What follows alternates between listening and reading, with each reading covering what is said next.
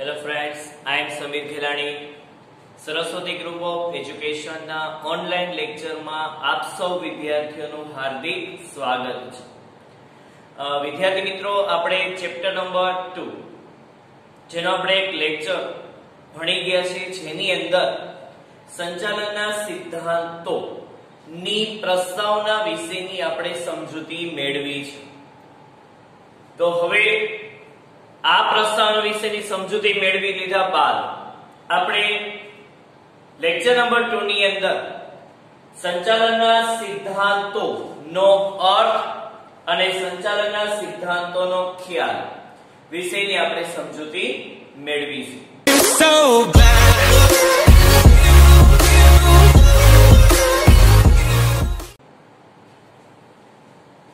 આપ સ્ક્રીન ઉપર જોઈ શકો છો કે સંચાલનના સિદ્ધાંતોનો અર્થ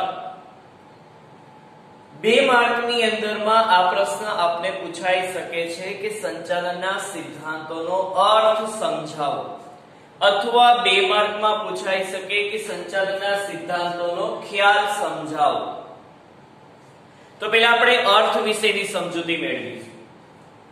અર્થની અંદરમાં પહેલો પોઈન્ટ એવો કહેવામાં આવેલ છે કે સંચાલનના સિદ્ધાંતો એ સંચાલકો માટે, કોના માટે? સંચાલકો માટે એક માર્ગદર્શક ની ભૂમિકા ભજવે છે.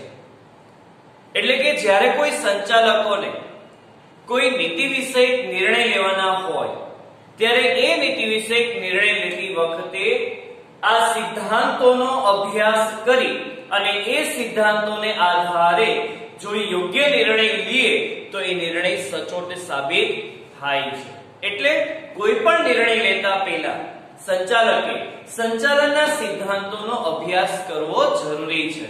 એના ઉપરથી એને નિર્ણય લેવા માટે અમુક માર્ગદર્શન મળે છે, જેથી નિર્ણય છે એ યોગ્ય લઈ શકાય છે. પછી કીધું કે સંચાલનના સિદ્ધાંતો એ કોઈ નિયમ નથી. સંચાલનના સિદ્ધાંતો એ કોઈ નિયમ નથી, પણ રૂઢિ છે, પરંપરા છે, તારવેલા તારણો છે અને અનુભવનો નિચોડ છે. જો મિત્રો, આ આપણે પરીક્ષાની અંદરમાં એક વિકલ્પની અંદરમાં પ્રશ્ન પૂછાય છે કે સંચાલનના સિદ્ધાંતો એ શું છે? તો કે સંચાલનના સિદ્ધાંતો એ અનુભવનો નિચોડ છે. આપણે એવું કહેવામાં આવ્યું છે ને કે અહીંયા નિયમ નથી, પણ શું કીધું છે? અનુભવથી તારવેલા તારણો અથવા તો નિચોડ છે. કેવી રીતે? તો કે આપણને કંઈક પાસ્ટ ની અંદરમાં, એટલે કે ભૂતકાળની અંદરમાં કોઈ એવા અનુભવ થયેલા હોય તો એ અનુભવ ભવિષ્યની અંદરમાં ન થાય એને ધ્યાનમાં રાખીને અમુક સિદ્ધાંત રચવા પડે છે, અમુક પરંપરા ઘડવી પડે છે. જેમ કે દાખલા તરીકે હું તમને એક ઉદાહરણ આપું કે સ્કૂલની અંદરમાં શિક્ષકો મોર્નિંગ ની અંદરમાં એને આવવાનો ટાઈમિંગ 7:10 નો ટાઈમિંગ છે. 7:10 ના ટાઈમિંગ માં પછી ક્યારે આવું, એટલે કે 7:11 આવું, 12 આવું, 15 આવું, એવો કોઈ નિયમ નથી, એવો કોઈ સિદ્ધાંત નહોતો ઘડેલો કે જો 7:10 પછી આપ મોડા આવશો તો આપની સેલેરી કટ થશે. આવો કોઈ નિયમ નહોતો, આવો કોઈ સિદ્ધાંત નહોતો. હવે આ સિદ્ધાંત ન હોય એટલે આપ સમજી શકો છો કે શિક્ષક મોર્નિંગ ની અંદરમાં 7:10 જ આવશે, તો કે ના, 7:10 હોય, 7:11 આવે, 7:15 આવે, 7:20 આવે તો આપણું કાર્ય અટકી પડે છે. તો મહિનાના અંતની અંદરમાં ખ્યાલ આવે છે જ્યારે સેલેરી શીટ કાઢવામાં આવે છે, જે પંચિંગ કરવા માટેનું જે મશીન છે એમાં જ્યારે પંચ કરતા હોય છે ટીચર્સ, એ પંચની આખી પ્રિન્ટ કાઢવામાં આવે ત્યારે ખબર પડે કે ટીચર્સ તો એના ટાઈમિંગ પ્રમાણે આવે છે.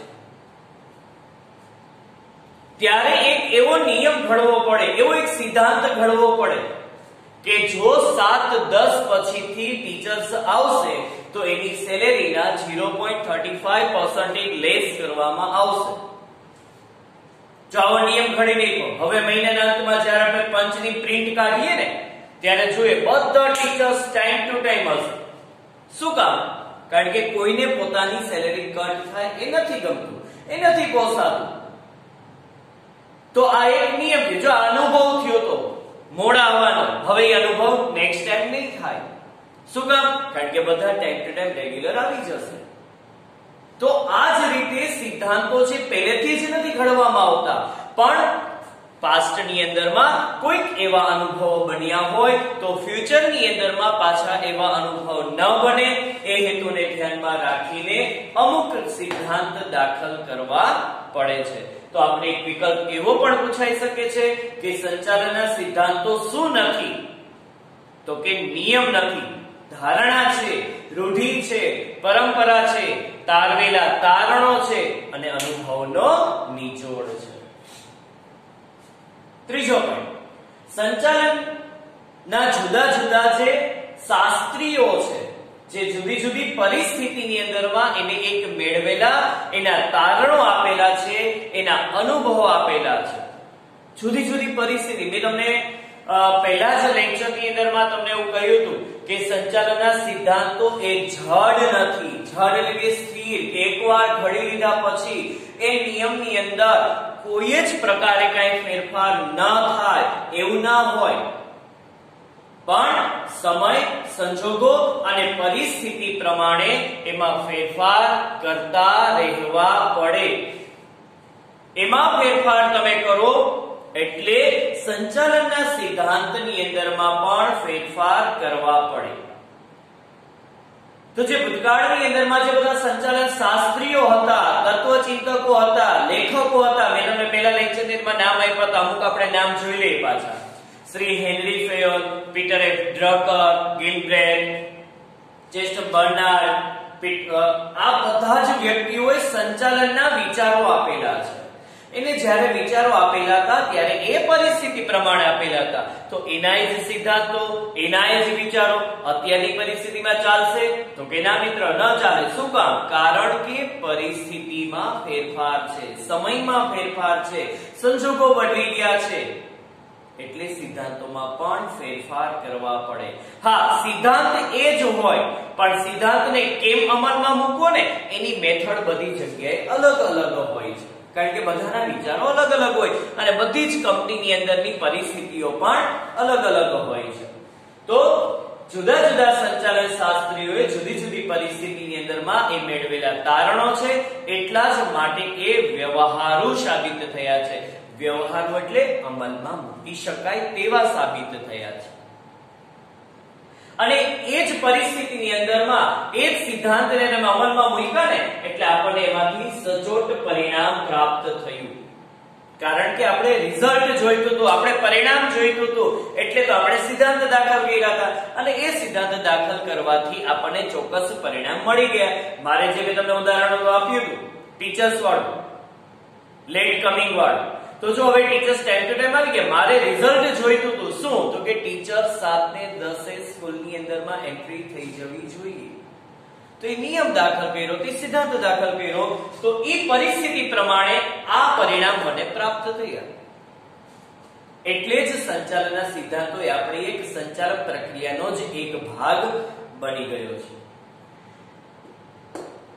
ધંધાકીય એકમમાં માનવ વર્તણૂકને, માનવ વર્તણૂક એટલે તો કે જો ધંધાકીય એકમની અંદરમાં એક જ વ્યક્તિ કામ કરતો હોય તો સ્વાભાવિક છે બધું કામ એને જ કરવાનું છે, એકલા જ હાથે જ કરવાનું છે, ડિસિઝન પણ એને જ લેવાના છે, અમલીકરણ પણ એને જ કરવાનું છે. પણ ધંધાકીય એકમની અંદર તમારા નિર્ધારિત કરેલા જે ધ્યેય છે આ ધ્યેયને સિદ્ધ કરવા માટે કોઈ એક વ્યક્તિ નહીં, 2 અથવા 2 થી વધુ વ્યક્તિઓ એકત્રિત થયેલા છે અને ઘણા બધા વ્યક્તિઓ ભેગા થયેલા હોય ત્યાં સ્વાભાવિક છે કે માનવો, વ્યક્તિઓ વચ્ચેનું વર્તન વ્યવહાર સાનુકૂળ હોવું જોઈએ, પ્રતિકૂળ નહીં, સાનુકૂળ હોવું જોઈએ.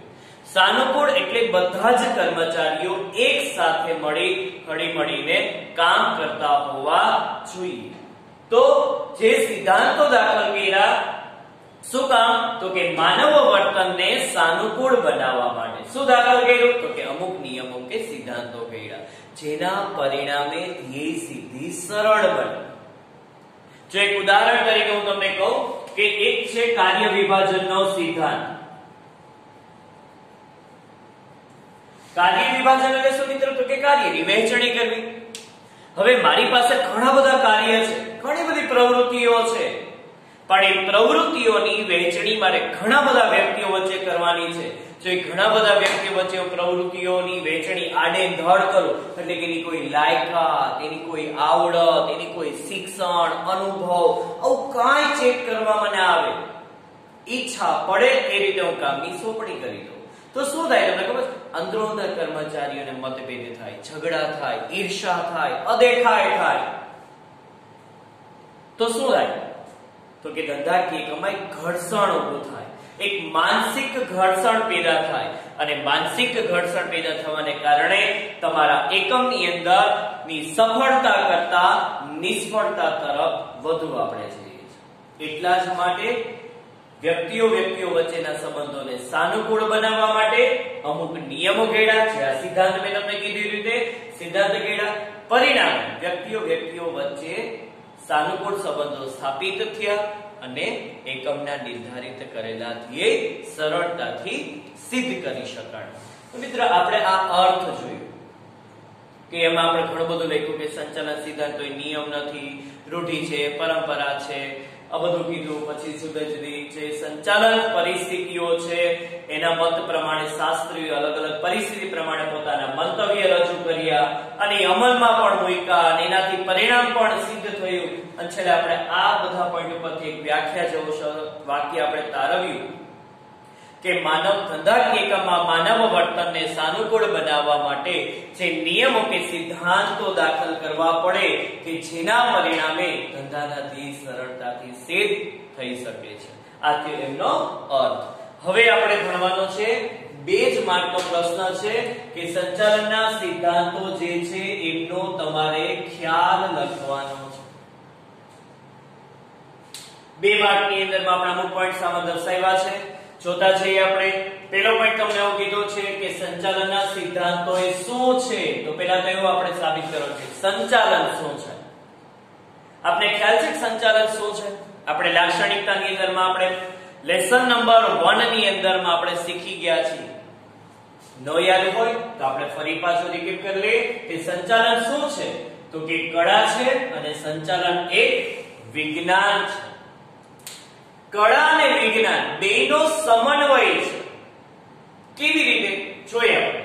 જો વિજ્ઞાન એટલે શું મિત્ર? તો કે વિજ્ઞાન એટલે કોઈ એક વિષયનું સુવ્યવસ્થિત જ્ઞાન કે જે અમુક ચોક્કસ સિદ્ધાંતો પર આધારિત હોય છે, જેને વિજ્ઞાન કહે છે.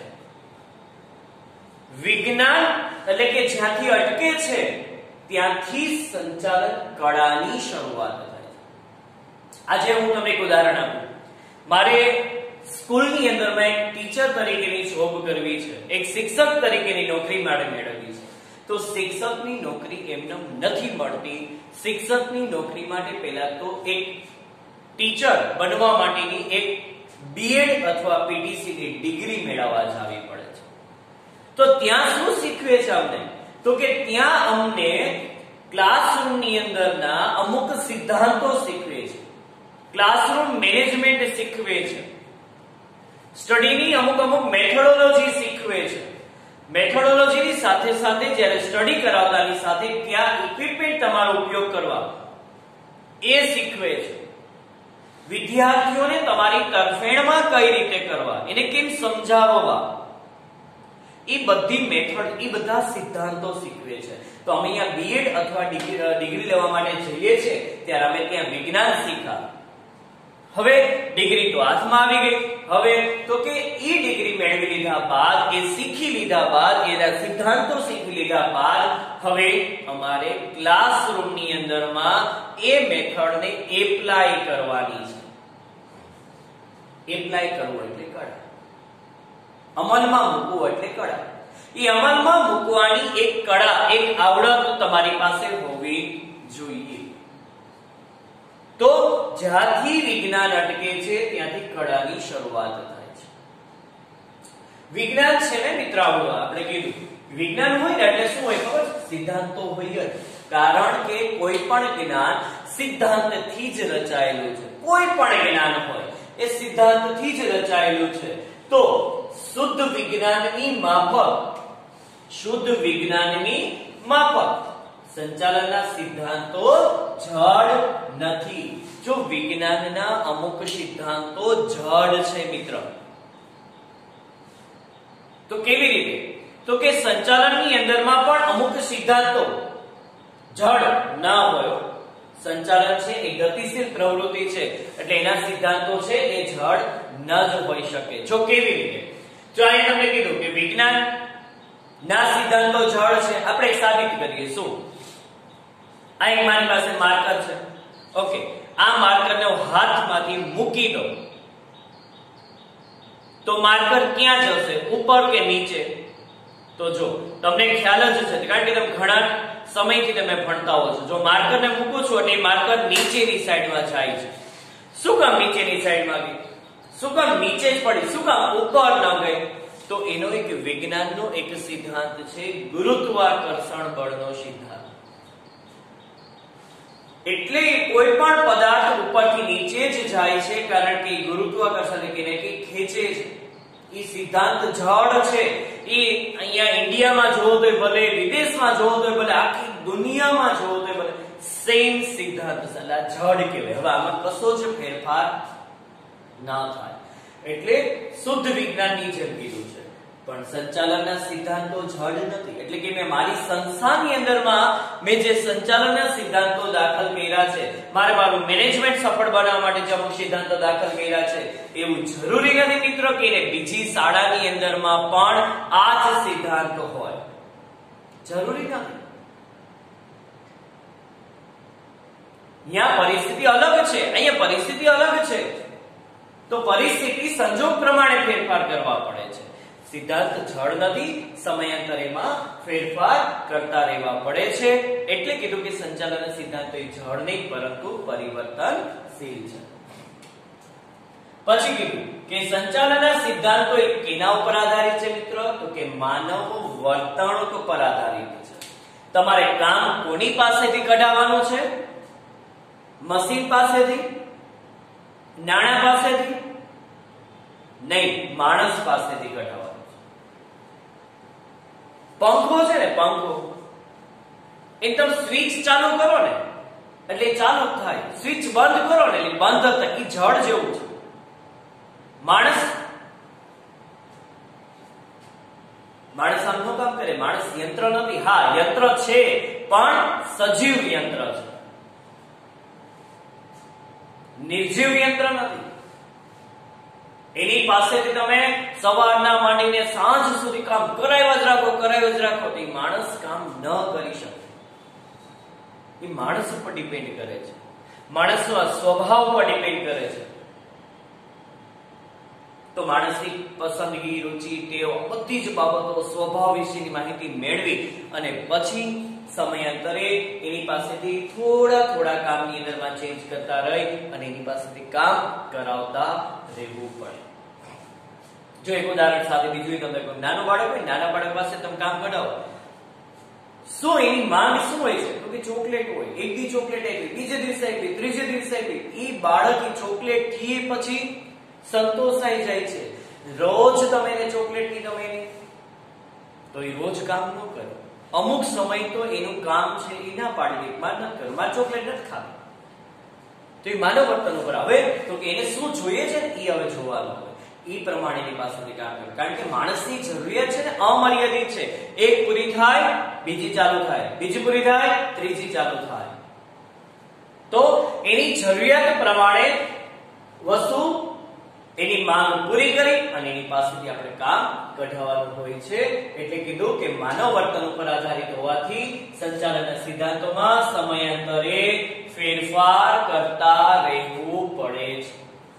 એટલે જ કીધું કે સંચાલનના સિદ્ધાંતો અને માનવ વર્તન આ બે વચ્ચે કેવો સંબંધ છે મિત્ર? સીધો સંબંધ છે. જો એક ઉદાહરણ આપણે દાખલા તરીકે આમાં જોઈએ, વેતનનો સિદ્ધાંત. વેતન તો કે કર્મચારી જે પોતાની શારીરિક કે માનસિક શ્રમના કાર્યના બદલામાં આપણે જેને વળતર આપીએ ને એનું વેતન કહેવાય. તો વેતનના સિદ્ધાંત પ્રમાણે ઘણા વ્યક્તિઓ વધુ કામ કરતા હોય, ઘણા કર્મચારીઓ ઓછું કામ કરતા હોય. તો વધુ કામ જે કરે છે એને વધુ વેતન આપો, ઓછું કામ કરે છે એને ઓછું તો નહીં પણ એને લઘુત્તમ વેતન આપો. કેવું મિત્ર? લઘુત્તમ વેતન એટલે કેવું? તો કે એની પ્રાથમિક જરૂરિયાતોને એ સંતોષી શકે. તો માનવ વર્તન સાથે અને સંચાલન સિદ્ધાંતોને એ બેયને સીધો સંબંધ છે. માનવ વર્તન અને ટેકનોલોજીમાં પરિવર્તનના કારણે, જો માનવ વર્તન અને કેનામાં પરિવર્તન આવે? ટેકનોલોજીમાં. આ બેયમાં પરિવર્તન આવે એટલે સિદ્ધાંતોમાં ફેરફાર કરવા પડે. આપણે જૂની પુરાણી પદ્ધતિઓને મારફતે જ વસ્તુનું ઉત્પાદન કરતા રહે પણ તો ઉત્પાદન ઓછું થાય, માનવ શ્રમ વધુ જરૂર પડે. તો અત્યારે સમાજની અંદર ઘણી બધી એવી ટેકનોલોજી છે કે જેમાં માનવ શ્રમની ઓછી જરૂર પડે, ઉત્પાદન વધુ થાય. તો કંપનીએ પોતાનો જો વિકાસ કરવો હોય તો જો ટેકનોલોજીમાં પરિવર્તન આવે તો એના સિદ્ધાંતમાં એને ફેરફાર કરી અને એના ટેકનોલોજીની અંદર અપનાવી અને પોતાનું પ્રોડક્શન વધારવું જોઈએ. જો અત્યારે જ આપણે વિચારીએ એક કોવિડ-19 આજે કોરોના વાયરસની મહામારીને કારણે વિદ્યાર્થીઓ સ્કૂલે અભ્યાસ કરવા જઈ શકતા નથી, તમને ખ્યાલ છે. તો એ વિદ્યાર્થીઓને આપણે સ્ટડી તો કરાવવું છે, ભણાવવું તો છે, તો કેવી રીતે ભણાવશો? તો એની ટેકનોલોજીમાં અમુક ફેરફાર કરવા પડે, માણસની વિચારશક્તિમાં ફેરફાર કરવા પડે. માણસને અત્યારે ઓનલાઈન લેક્ચર, વિડિયો લેક્ચર નથી ગમતા, પણ એને સ્વીકારવું પડશે, કારણ કે સમય, સંજોગ, પરિસ્થિતિ એ પ્રમાણેની છે. જો નહીં સ્વીકારો તો તમે એજ્યુકેશન તમારા અત્યારે સ્ટોપ થઈ જશે. અને બીજું એ કે ટીચર્સોએ પણ ટેકનોલોજી ફોલો કરવી પડશે. શું? તો કે વિડિયો લેક્ચર્સ એને બનાવવા પડશે, વિડિયો લેક્ચર બનાવ્યા પછી એડિટિંગ કરવું પડે, એડિટિંગ છે ફિલ્મોમાં કરવું પડે, તો એની એપ્લિકેશન એને શીખવી પડે કે કેમ એડિટિંગ થાય છે. અહીંયા ટીચર્સ એવું વિચારે, જો ભાઈ મારામાં તો કઈ ચેન્જીસ નહીં થાય, હું બોર્ડ થ્રુ જ ભણાવીશ, મારું વિડિયો લેક્ચર નથી આપવા. તો વિદ્યાર્થીઓ સ્કૂલે આવતા જ નથી, તો એક કામ કરો, ઘરે બેસો, જ્યારે આવે ત્યારે આવજો. એના જેવું થયું ને? નહીં. પણ સમય સાથે દરેક ટીચર્સે પણ ફેરફાર કરવા પડ્યા, ટેકનોલોજીને ફોલો કરવી પડી. એ જ રીતે વિદ્યાર્થીઓએ પણ અમુક પોતાના માનસિક વિચારો છે ફેરફાર કરવા પડ્યા અને એને પણ આ ટેકનોલોજીનો ઉપયોગ કરી અને શિક્ષણ કાર્ય અત્યારે ચાલુ છે. સંચાલનના સિદ્ધાંતો એ નિર્ણય ઘડતર અને તેના અમલીકરણ માટેની એક વિસ્તૃત અને ચોક્કસ માર્ગદર્શિકા છે. સંચાલનના સિદ્ધાંતો શું છે? તો કે આપણને નિર્ણય ઘડતર એટલે કે નિર્ણય ઘડવા છે, નીતિ નિયમો ઘડવા છે. તો નીતિ નિયમો ઘડવા માટે સંચાલનના સિદ્ધાંતો છે ખૂબ જ ઉપયોગી છે. અને સિદ્ધાંતને ફોલો પણ કેમ કરવું, કેવી રીતે કરવું, એનું માર્ગદર્શન પણ સિદ્ધાંતો તરફેણથી મળી રહે છે. છેલ્લું કીધું કે સંચાલનના સિદ્ધાંતો અનુસાર કર્મચારીઓ પ્રોત્સાહન પૂરા પાડી અને તેની કાર્યક્ષમતામાં વધારો કરી શકાય છે. આજે કોઈ એમ્પ્લોય છે, એની તમારે કાર્યક્ષમતા વધારવી છે, તો એની કાર્યક્ષમતા વધારવા માટે શું કરવું પડે? તો કાર્યક્ષમતા વધારવા માટે મેં તમને કીધું તો કે વેતનનો સિદ્ધાંત છે, એ વેતનના સિદ્ધાંત અનુસાર જો કોઈ કર્મચારી વધુ સારું કાર્ય કરે છે તો એ કર્મચારીને કાં તો પગારમાં વધારો કરી આપો, કાં તો તમે એની બઢતી કરો, કાં તો એના વિકાસ માટે તમે એની બદલી કરો. આવા અમુક પગલાઓ લેવા જોઈએ. એના માટે બીજો નવો સિદ્ધાંત પણ છે, જેને કહેવાય છે નોકરીની સ્થિરતાનો સિદ્ધાંત. કયો સિદ્ધાંત? નોકરીની સ્થિરતા એટલે કે કોઈ કર્મચારી એકમની અંદરમાં લાંબા સમય સુધી ટકી રહે, એના માટે છે વિવિધ પ્રવૃત્તિઓ અપનાવવી પડે, જે નોકરીની સ્થિરતાનો સિદ્ધાંત તરીકે ઓળખવામાં આવે છે. હવે એ જ રીતે આપણે ઉદાહરણ તરીકેમાં જોઈજો, કર્મચારીને આપણે શું કરવી છે? બઢતી. તો પેલા મિત્ર બઢતી એટલે શું? તો કે આપણે અંગ્રેજી શબ્દમાં કહીએ તો પ્રમોશન. જે પોસ્ટ ઉપર છો એના કરતા ઊંચી પોસ્ટ મળે, પગાર વધે, સત્તા વધે, જવાબદારી વધે, માન મોભો પ્રતિષ્ઠા પણ વધે. તો સ્વાભાવિક છે કર્મચારીની કાર્ય કરવાની ક્ષમતા, જુસ્સો, પ્રોત્સાહન, ધગસ, પ્રેરણા આ બધામાં શું થાય છે? વધારો થાય છે. તો બઢતીના નિયમ પ્રમાણે સિદ્ધાંત એવું કહે છે કે તમારા એકમની અંદરમાં જો કોઈ કર્મચારીની બઢતી કરવી હોય તો તમે બે રીતે કરી શકો છો. કાં તો એના નોકરીના વર્ષોને આધારે જો લોંગ ટાઈમ સુધી એ કર્મચારી આપણા એકમની અંદરમાં સંકળાયેલો હોય તો, અને સાથે સાથે એ કર્મચારીની કાર્યક્ષમતા પણ સારી હોવી જોઈએ. જો આ બે પરિણામો સારા છે તો એ કર્મચારીને બઢતી કરો તો એ કર્મચારીને કામ કરવાનો ઉત્સાહ, જુસ્સો, પ્રોત્સાહન, ધગસ વધે છે. તો મિત્ર, આ થઈ સંચાલનના સિદ્ધાંતોનો ખ્યાલ. ટૂંકમાં જોઈ લઈએ. પેલું કીધું કળા અને વિજ્ઞાનનો સમન્વય છે, પણ કીધું શુદ્ધ વિજ્ઞાન માફક નથી, જડ નથી. સંચાલનના સિદ્ધાંતો પરિવર્તનશીલ છે, માનવ વર્તન પર આધારિત છે, એટલે એમાં સમય અને ફેરફાર કરવો પડે. માનવ વર્તન સાથે અને સંચાલન સિદ્ધાંતોને સીધો સંબંધ છે. માનવ વર્તણૂક અને ટેકનોલોજીમાં પરિવર્તન થાય એટલે સિદ્ધાંતોમાં પણ ફેરફાર કરવા પડે છે. અને સંચાલનના સિદ્ધાંતો એ નિર્ણય ઘડતર અને તેના અમલીકરણ માટેની વિસ્તૃત માહિતી પૂરી પાડે છે. અને છેલ્લું કીધું કે સિદ્ધાંતોને આધારે કર્મચારીને પ્રોત્સાહન આપી તેની કાર્યક્ષમતામાં વધારો કરી શકાય છે. તો આ થયો આપણે 2 માર્કનો ખ્યાલ. તો પરીક્ષાની અંદરમાં આપણે 2 માર્કનો ખ્યાલ પૂછે તો આટલા ટોપિક સમાન લખવાના રહેશે. ધન્યવાદ.